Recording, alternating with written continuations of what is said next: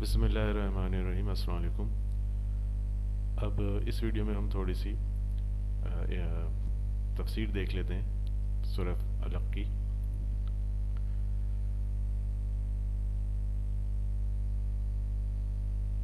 تو سب سے پہلے ہم یہ دیکھتے ہیں کہ اقرأ بسم ربک الذی سے کیا مراد ہے۔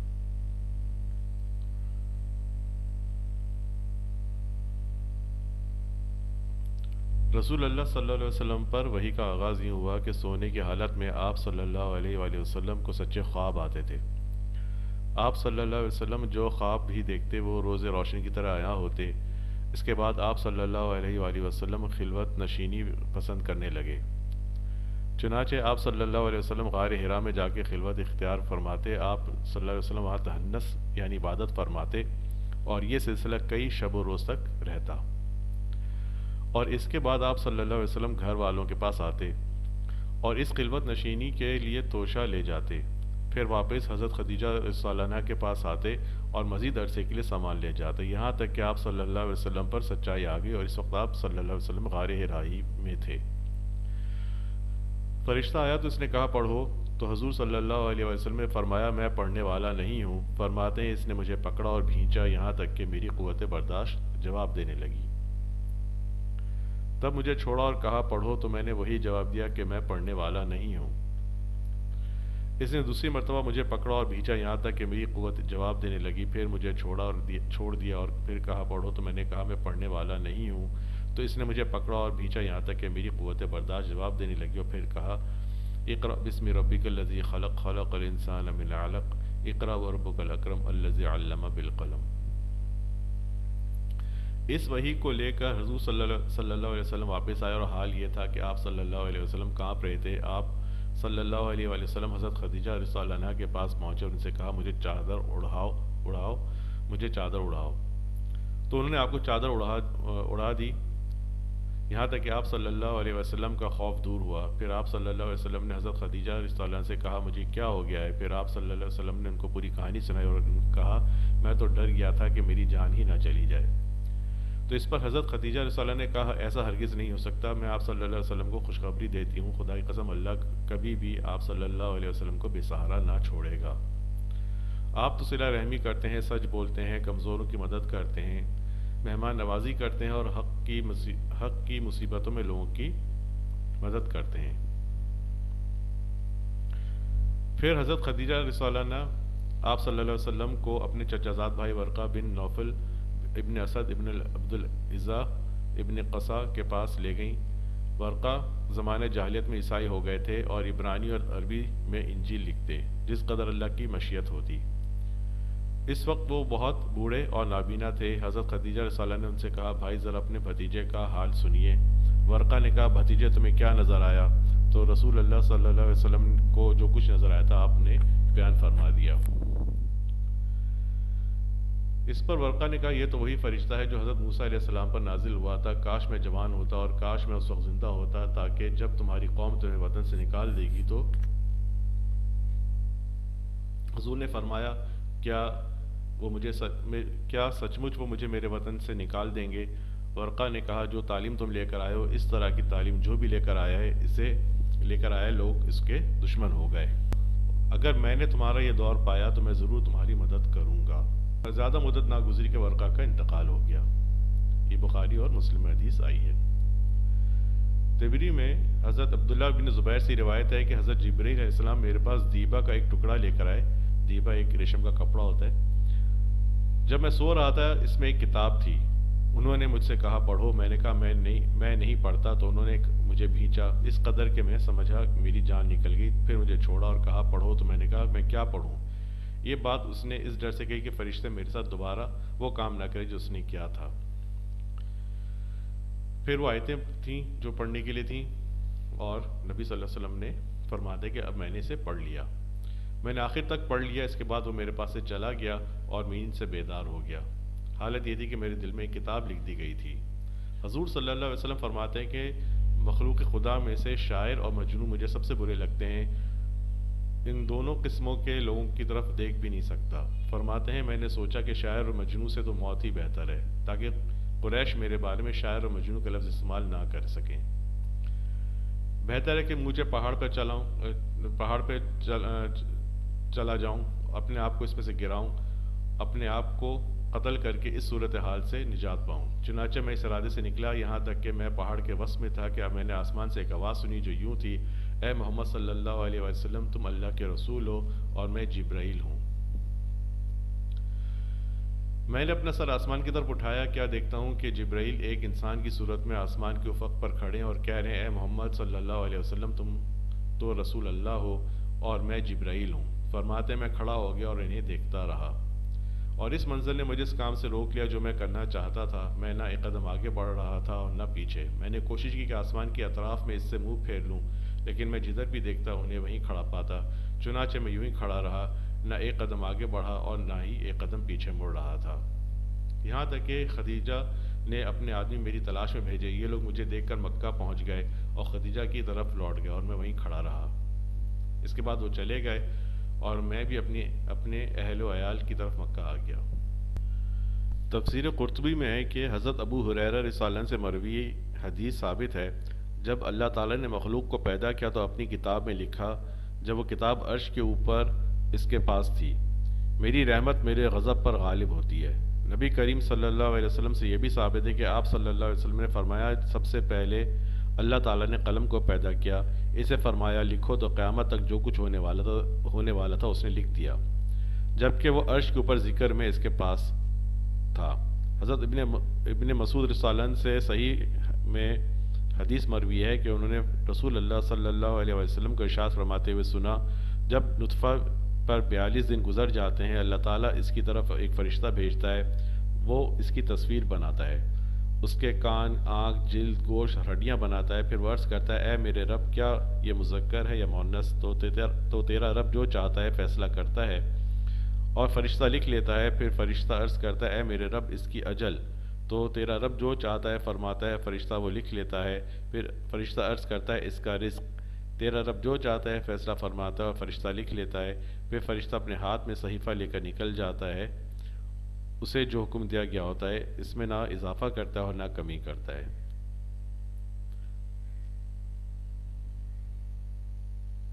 ہمارے علماء نے فرمایا اصل میں 3 قلم ہیں۔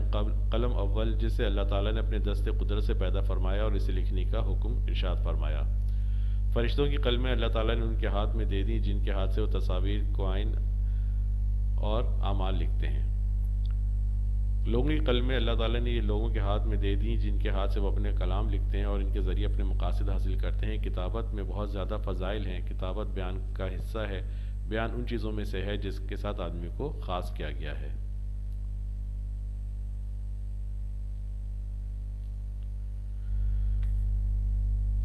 ہمارے علماء نے کہا عرب لوگوں میں سب سے کم لکھنا جانتے تھے۔ عربوں میں سے سب سے کم اس کی پہچان رکھنے والے حضرت محمد مصطفیٰ صلی اللہ علیہ وسلم تھے۔ حضور صلی اللہ علیہ وسلم کو اس لیے دور کر دیا گیا تھا تاکہ یہ امر آپ کے معجزے کو سب سے زیادہ ثابت کرنے والا اور آپ کی حجت میں سب سے قوی ہو۔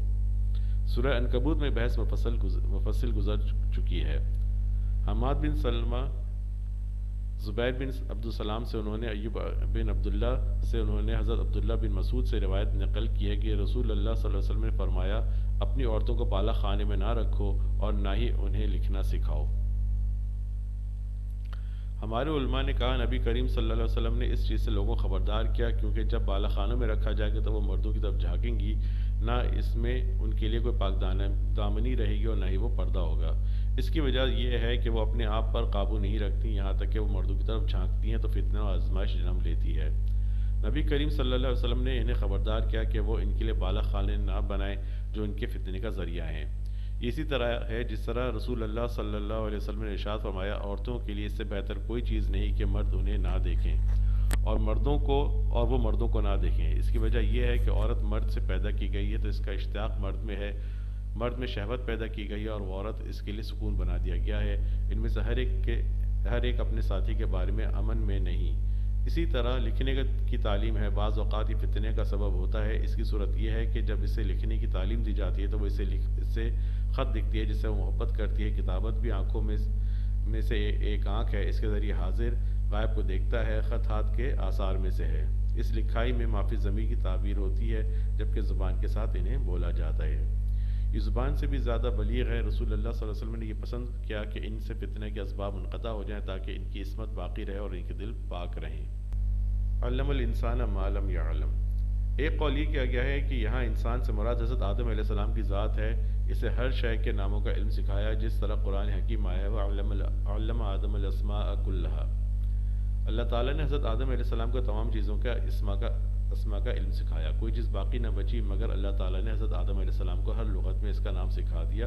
حضرت آدم علیہ السلام نے وہ نام فرشتوں کو بتا دیے جس طرح آپ کو بتائے گئے تھے، اس طرح ان کی فضیلت ظاہر ہو گئی، ان کی قدر واضح ہو گئی اور ان کی نبوت ثابت ہوئی۔ ملائکہ پر اللہ تعالیٰ کی حجت اور حضرت آدم علیہ السلام کا غلبہ قائم ہو گیا۔ فرشتوں نے حکم کی اطاعت کی کیونکہ انہوں نے حضرت آدم علیہ السلام کے شرف کو دیکھ لیا تھا، اللہ تعالیٰ کی قدرت کی جلالت کا نظارہ کر لیا تھا اور عظیم امر کو سن لیا تھا۔ پھر یہی چیز ان کی اولاد میں اگلوں سے پچھلوں میں اور ایک قوم سے دوسری قوم میں منتقل ہوتی رہی۔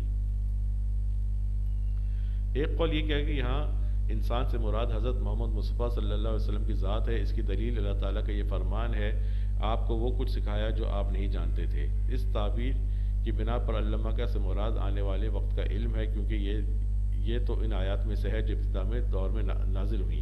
ایک قول یہ کہا کہ یہ انسان عام ہے کیونکہ اللہ تعالیٰ کا فرمان ہے کہ اللہ ہی نے تمہیں تمہاری ماؤں کے پیٹوں سے نکالا جبکہ تم کچھ بھی نہ جانتے تھے۔ کلا ان الانسان لیطغی ان رآہ استغنی۔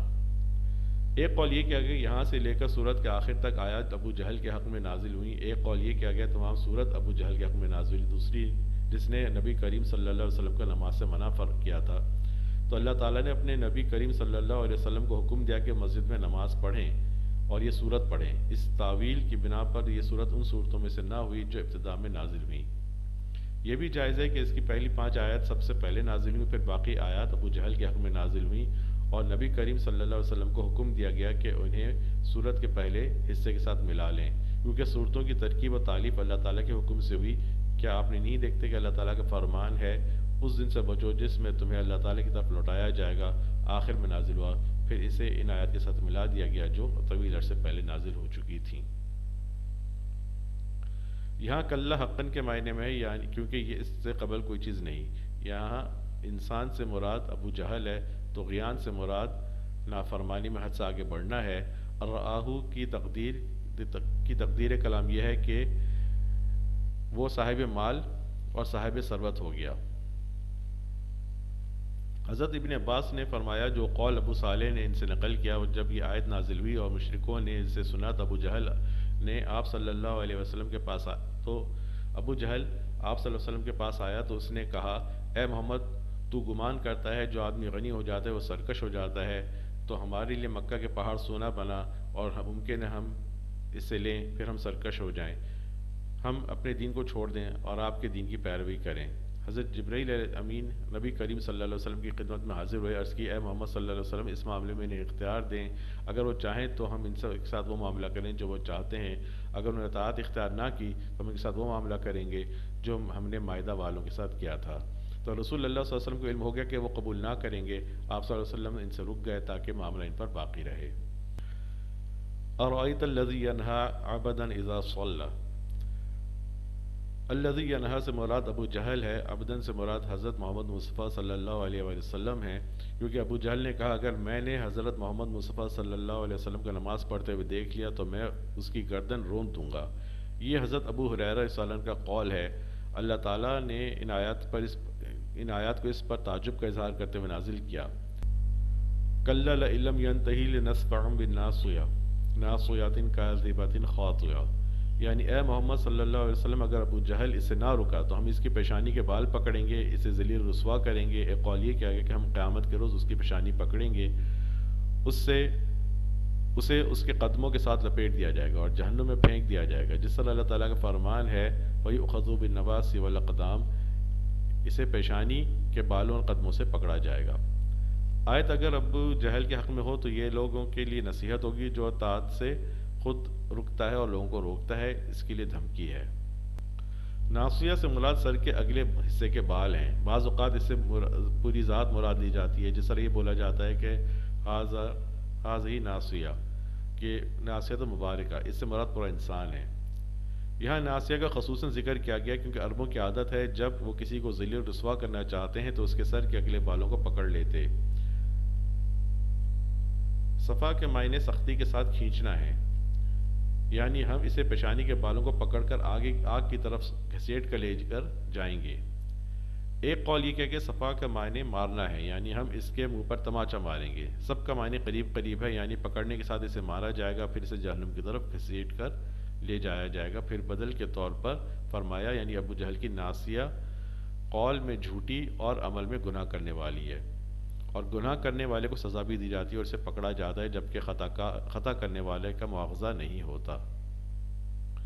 حدیث طیبہ میں ہے کہ جب نبی کریم صلی اللہ علیہ وسلم نے اس آیت کی تلاوت کی اور لنصفحن بالناصیہ تک پہنچے تو ابو جہل نے کہا، میں اپنی قوم کو بلاؤں گا جو تیرے رب سے میرا دفاع کرے گی۔ اللہ تعالیٰ نے ارشاد فرمایا، فَلْيَدْعُ نَادِيَهُ سَنَدْعُ الزَّبَانِيَةَ جس نے اس سے زبانیہ کا ذکر سنا تو ڈر کر واپس لوٹ گیا اور اس سے کہا تھا، تو اس سے ڈر گیا؟ اس نے کہا، نہیں، بلکہ میں اس کے پاس شہ سوار دیکھا جو زبانیہ کے ساتھ مجھے دھمکا رہا تھا۔ میں نہیں جانتا زبانیہ کیا ہے، وہ شہ سوار میری طرف جھکا تو مجھے ڈر ہوا کہ مجھے کھا ہی نہ جائے۔ احادیث میں ہے زبانیہ کے سر آسمان میں اور ان کے پاؤں زمین میں ہوں گے، وہ کفار کو جہنم میں دھکیل دیں گے۔ اور ایک قول یہ کیا گیا ہے کہ وہ ازروئے جسامت کے فرشتوں سے بڑے ہوں گے اور ازروئے پکڑ ان کے سے زیادہ سخت ہوں گے۔ عرب یہ نام اسے دیا کرتے تھے جو ازروئے پکڑ کے شدید ہوتا تھا۔ اکرمہ نے حضرت ابن عباس رضی اللہ عنہ سے روایت نقل کی ہے کہ ابو جہل نے کہا، اگر میں حضرت محمد مصطفیٰ صلی اللہ علیہ وسلم کا نماز پڑھتے ہوئے دیکھ لوں تو میں اس کی گردن رون دوں گا۔ تو نبی کریم صلی اللہ علیہ وسلم نے ارشاد فرمایا، اگر وہ ایسا کرتا تو فرشتے اسے آنکھوں کے سامنے پکڑ لیتے۔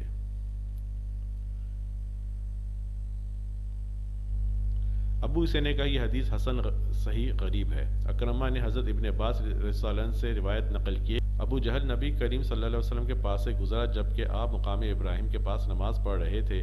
ابو جہل نے کہا، اے محمد، میں نے تجھے ایسا کرنے سے منع نہیں کیا تھا؟ رسول اللہ صلی اللہ علیہ وسلم نے اس سے سخت رویہ اپنایا۔ ابو جہل نے کہا، اے محمد، تو مجھے کس چیز کی دھمکی دیتا ہے؟ اللہ کی قسم، میں اس وادی میں سب سے زیادہ حمایتیوں والا ہوں۔ تو اللہ تعالیٰ نے ان آیات کو نازل فرمایا، وَلْيَدْعُ نَادِيَهُ سَنَدْعُ الزَّبَانِيَةَ۔ حضرت ابن عباس رضی اللہ عنہ نے کہا، اللہ کی قسم، اگر وہ اپنی حمایتوں کو بلاتا تو عذاب کے داروغے اسے پکڑ کر اسے اسی وقت پکڑ لیتے۔ امام ترمذی اس کی ہم معنی روایت نقل کی ہے۔ کَلَّا لَا تُطِعْهُ وَاسْجُدْ وَاقْتَرِب۔ ہاں اس کی ایک نہ سنیے، سجدہ کیجیے اور قریب ہو جائیے۔ یعنی معاملہ اس طرح نہیں جس طرح ابو جہل گمان کرتا ہے۔ ابو جہل تمہیں جو نماز ترک کرنے کے بارے میں کہتا ہے، اس میں اس کی اطاعت نہ کیجیے۔ اللہ کے تعالیٰ کی نماز پڑھیے اور اطاعت اور عبادت کے واسطے سے اللہ تعالیٰ کا قرب حاصل کیجیے۔